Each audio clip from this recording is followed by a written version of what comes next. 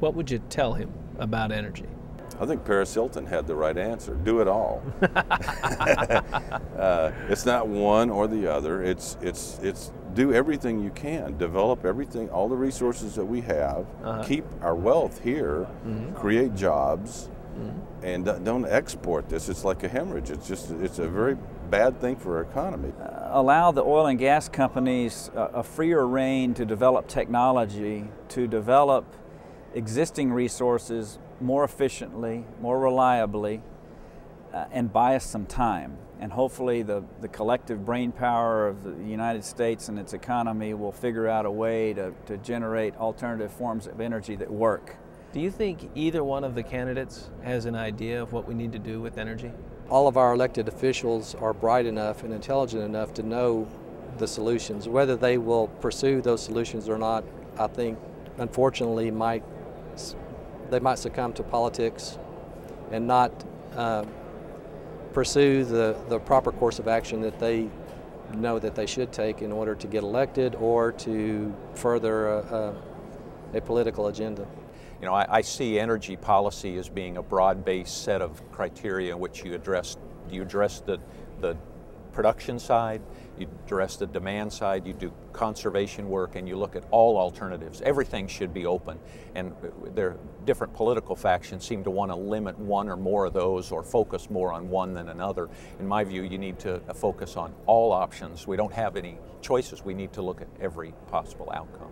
If we get away from rhetoric and posturing, and if we begin to approach this objectively, and if we get experts involved instead of people who are doing political posturing, I think there are tremendous things that can be done. We have issues that they're afraid to talk about for political reasons, but I think whoever wins needs to be able to do that. They need to be able to think very thoroughly before they act, because we don't need any more problems created for us. We need to look at the issues and be realistic about the issues, and I don't think either of those candidates have been realistic about the issues yet. Both political campaigns are looking for wrong things in wrong places where the solution is right in front of us, clean natural gas as a bridge fuel for the next 20 years. And there are visionary leaders who have offered these solutions. Listen to them. Well, do you think the public is ready to start looking at this seriously? I was getting pretty encouraged by the spring that people really seem to be getting it from far and wide. And I'm gauging this from reactions when I've gone on campuses of the most energy, uninterested areas and finding that 500 people fill an auditorium.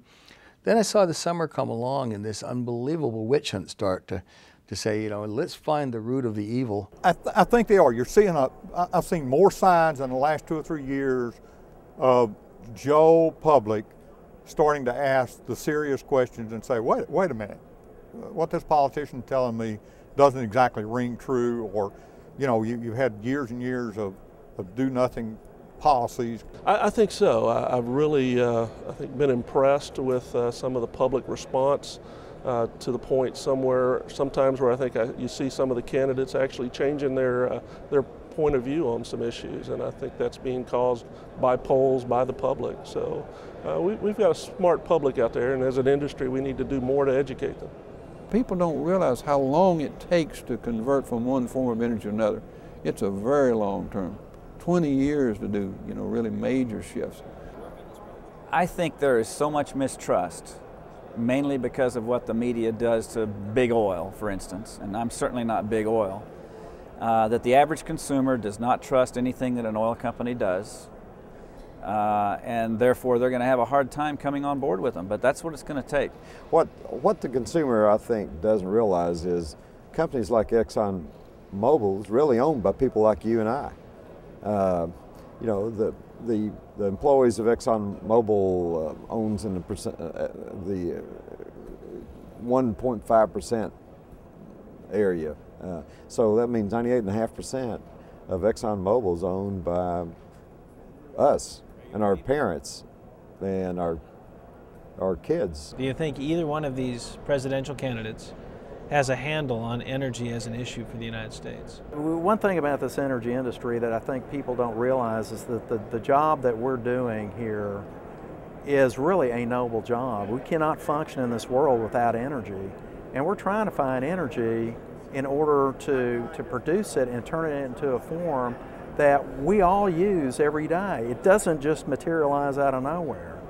And I feel very good about the job that I'm doing. I am doing it not just to make money, but I'm also doing it trying to fulfill a function for society, for our culture, for the world. I think that if everyone would put away their biases and work together in a non-radical environment and seek a solution to our environmental issues, and we can do it. We've got the technology. We can provide the energy for the American people without damaging our environment.